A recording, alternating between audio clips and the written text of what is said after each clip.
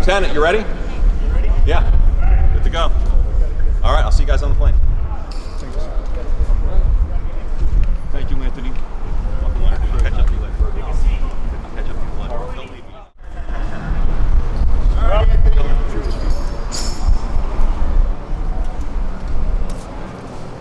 We're as ready as we can make you. You've been training for 2 years for this mission, and tonight, boys, you're going to earn your pay.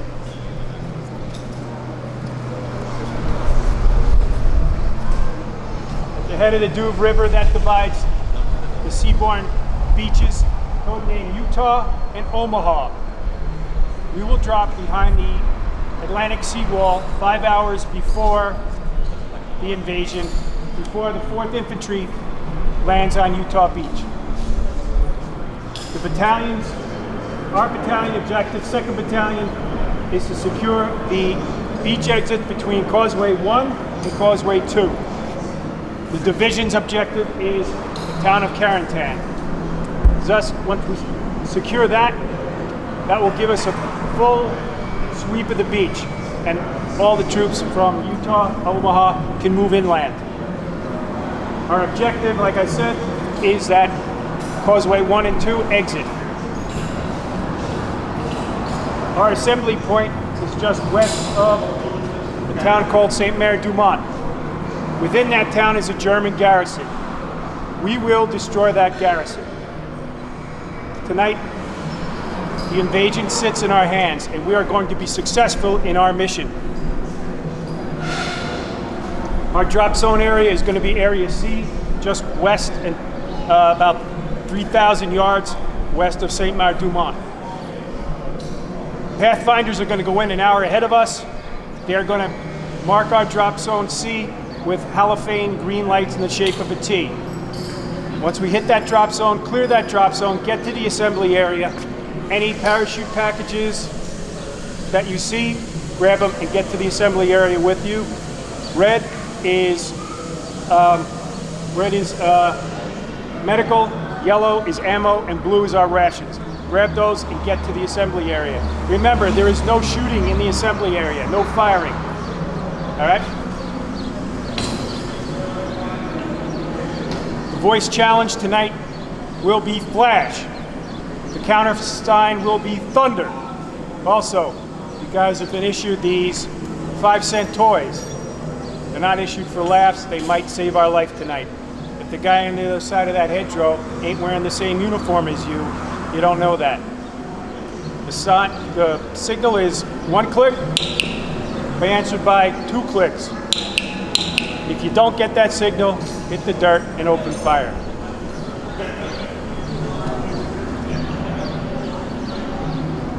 We've been issued special invasion first aid pouches. Within your pouch is going to be a tourniquet, compressor dressing, sulfur powder, and you're also getting one of these. That is morphine styrene. So, in your first aid pouch, if you get hit, you are to use your own first aid pouch. Do not use your buddy's. Same thing with him. If he gets hit, you use his. If you have to use the morphine on him, you mark an M on his head, so when the medics get to him, they know you gave him morphine already. You don't want to overdose this guy. You also, everybody's been issued invasion money. Now, this money is to be used to barter or with the locals for information. It is not to be used for gambling, drinking, or any other pleasures that money might buy you. Understood? Lastly, if you haven't signed or filled out your insurance policy, see Sergeant Swantek, okay?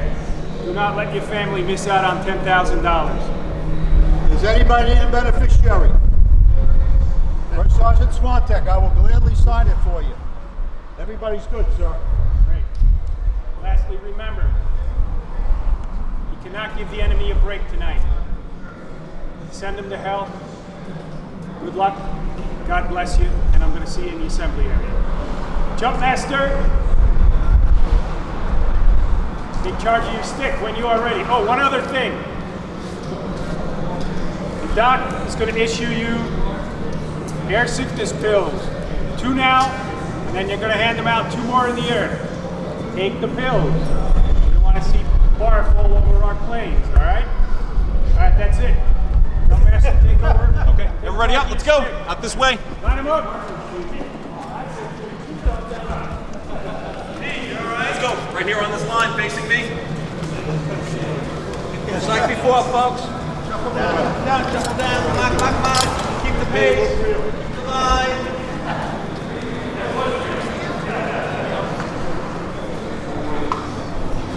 All right, ready now, let's go. Anytime you want to join the war, us. We had to help him up, sir. I see that.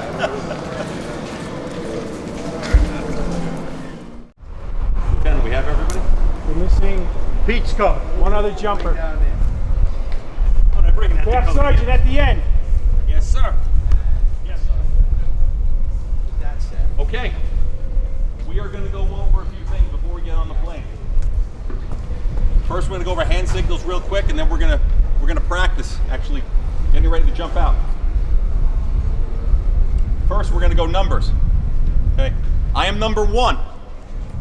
You are number 2, 3, 4, 5, 6, 7, 8, 10, 11, 12. Do it again. 1, 2, 3, 4, 5, 6, 7, 8, 9, 10, 11, 12. Okay. Hand signals on the plane. It's very loud on the plane. You're going to be seated on the starboard side of the airplane. We're going to do a simulation of jumping in the air, and then we're going to do it on the ground when we arrive back. Hand signals. You're going to be sitting in your seats.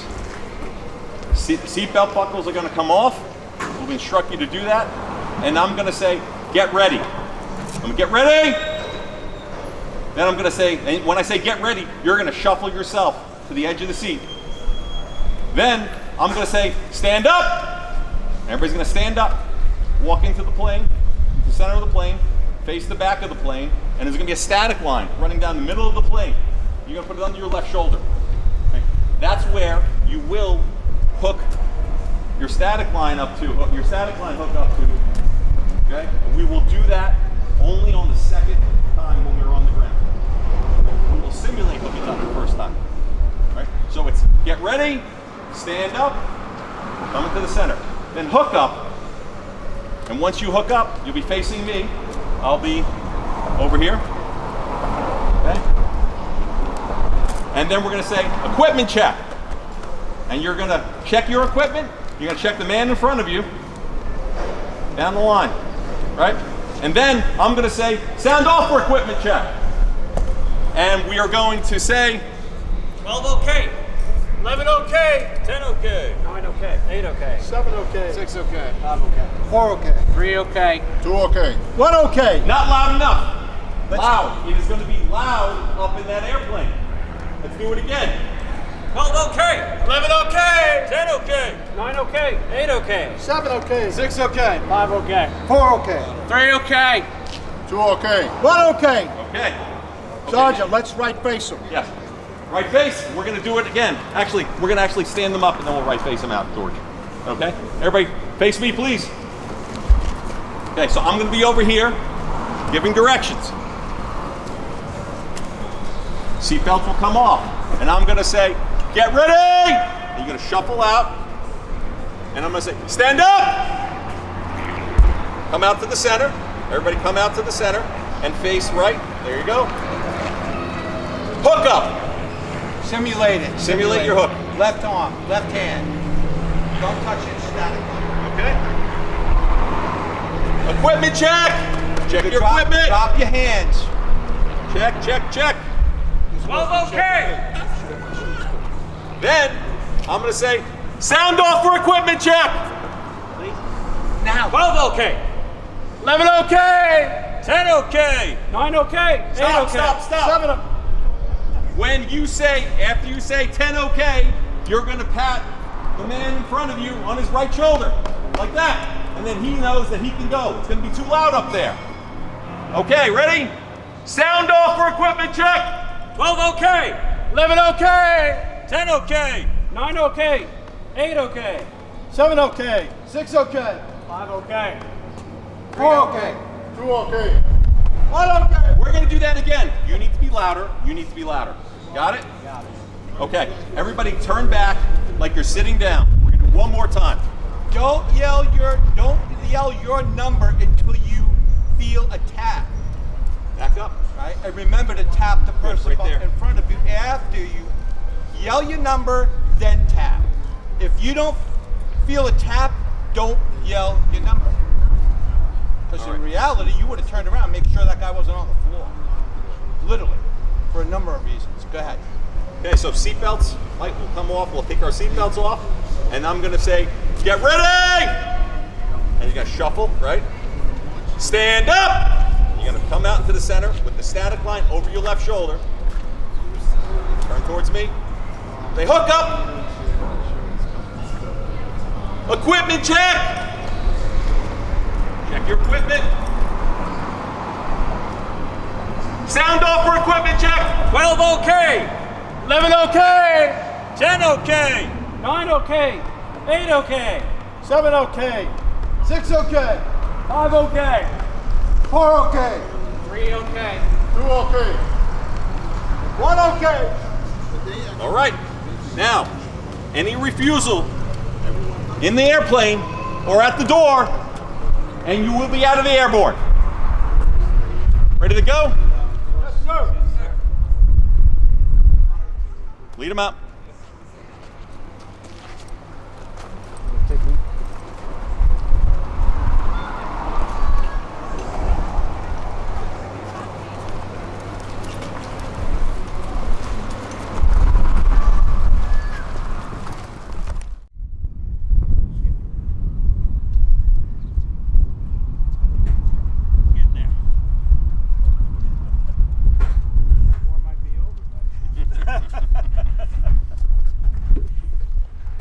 Go, load up. I'm trying to do that, sir. See you in the assembly. Take your time, Pete.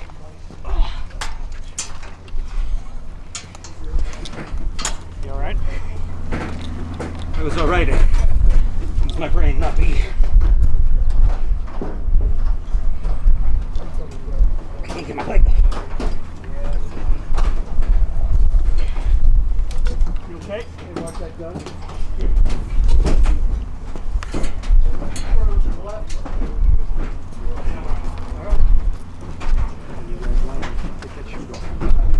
As it gets off that, watch your step. See you in the assembly. Watch your step. See you in the assembly. Step. See you in the assembly. Watch your step.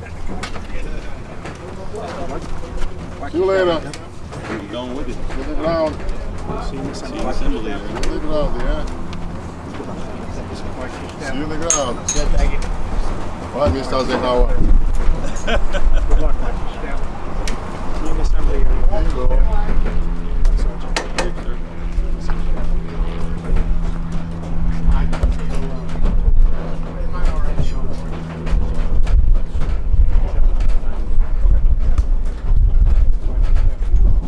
You going?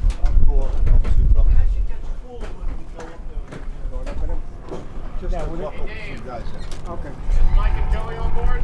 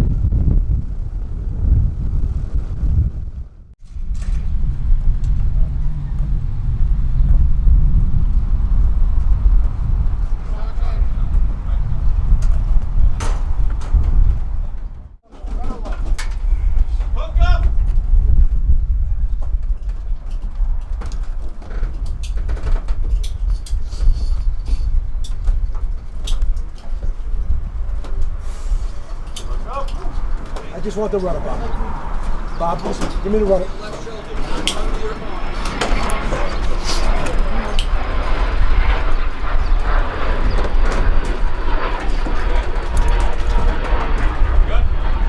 Equipment check! Up your equipment. Sound off for equipment check! 11 okay. 11 okay. 10 okay. 9 okay. 8 okay. 7 okay. 6 okay. 5 okay. 4 okay. 3 okay. 2 okay. 1 okay! Shocks in, pins in, rudder locks in. Follow me! Yes. Watch the step. Watch the step.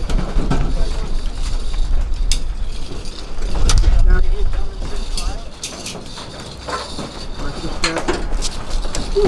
Watch the step.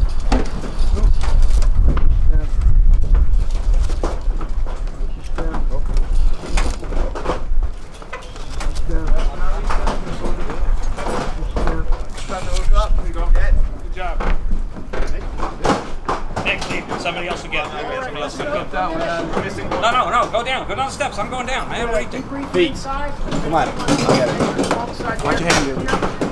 What? You're not going to take my shoe off. The Fairline's waiting for me to fall down. I got a camera ready for it, too.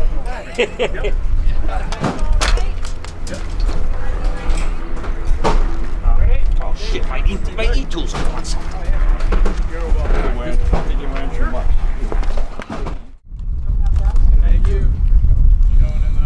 These downloadable? Yep, I'm all right. You gotta wait till the end of the line got to me. I wasn't walking back. No, I'm good. Sure? Yep. Do a quick debrief. You guys are ready? All right, so just real quick, let me just show you real quick on what occurred in order of battle. So this is Utah Omaha Beach right here, and this is the American sector. This is the Canadian and British sector over here. We're gonna concentrate over here, and this is actually a blow up of it. Okay. So the 4th Infantry Division was coming in on Utah Beach. That's a seaborne invasion. Okay. 101st Airborne, 82nd Airborne, 13,000 paratroopers were dropped. Okay. So the way the flight plan worked is you didn't come over the beach. You actually came out over the sea, and they did a little dogleg left and came over the peninsula. So why did they do that? In Sicily, when they did an airborne drop, they flew over the Navy, and the Navy started shooting at the planes. Okay? If you look out at the plane out here, you're gonna see stripes on it. Black and white stripes. Those were painted 24 hours before by the ground crew to identify the planes as Allied planes. Okay? So, coming across the peninsula, there's not much in the way of navigational aids. So, coming across here, 101st Airborne, drop zones are A, C, and D. 82nd Airborne, T, O, and N. The objective, 101st, is basically easy company, okay? Was causeways number 1 and 2. You can see here, behind the beach, right here, the Germans flooded the fields to make choke points or causeways to come up. So you'd have to take those causeways if you wanted to get men and material off the beach. So the Airborne would have been tasked with road junctions, bridges, causeways. Also, across the Duve River here, holding bridges.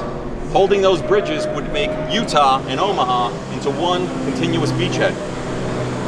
82nd Airborne was tasked with taking Saint-Mary-Glisse. Saint-Mary-Glisse runs along the N13 highway. Okay, it's all about crossroads. It's all about terrain. If you hold Saint-Mary-Glisse, you control the area, and you can keep counterattacks coming down from Cherbourg. So, 82nd was supposed to land outside Saint-Mary-Glisse. The night of June 5th into June 6th, there was a fire in Saint-Mary-Glisse. It wasn't because of bombing, it just happened to happen. It happened. So, the townspeople come out and fight the fire. The mayor gets everyone up by ringing the bells, and everybody comes out, and there are bucket brigades. And they're pumping water, and they're fighting the fire. Okay? About 1 in the morning, German guards standing around, paratroopers start falling out of the sky. Okay? So, Germans are armed, not expecting it, right? So, they start shooting up at the paratroopers. Paratroopers are shooting down, and you have hundreds of people scattering in the square. Okay? About 80 paratroopers dropped into the town. Okay? And for them, it was a very short affair. Okay? They would not get out of that fight. If you saw the longest day, one of the paratroopers got hung up on the steeple. That did happen. Right? He was actually taken prisoner. After they cleaned up, they took about 80 Americans. Germans actually went back to bed because they thought it was just a raid. Well, they didn't know the 82nd Airborne was actually assembling outside the town. Okay? So they came into the town, saw the paratroopers hanging there, never got out of their chutes. The commander of the 82nd told his men to go through the town with knives only, and they wound up killing the entire German garrison. Okay? And they took the town.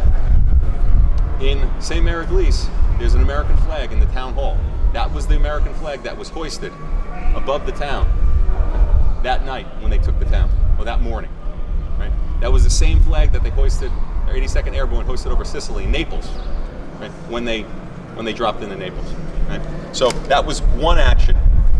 101st Airborne, again, if you saw the movie Band of Brothers, Great Court Manor, Silencing of the Guns. But if you take a look here at this map, you're going to notice this is actually an after-action map. If you look at all these dots, right?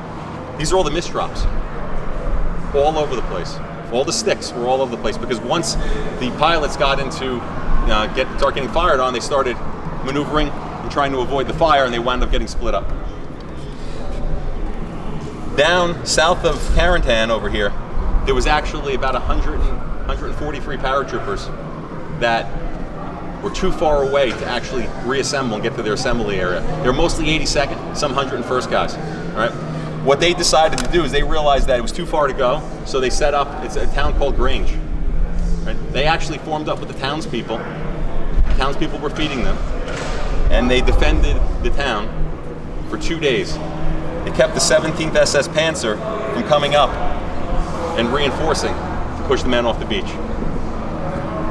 Afterwards, some of the townspeople were executed by the SS for their role in the operation. Of the 143, about 100 paratroopers escaped into the countryside and were able to fight again. About 43 died there. Okay? But what did they do?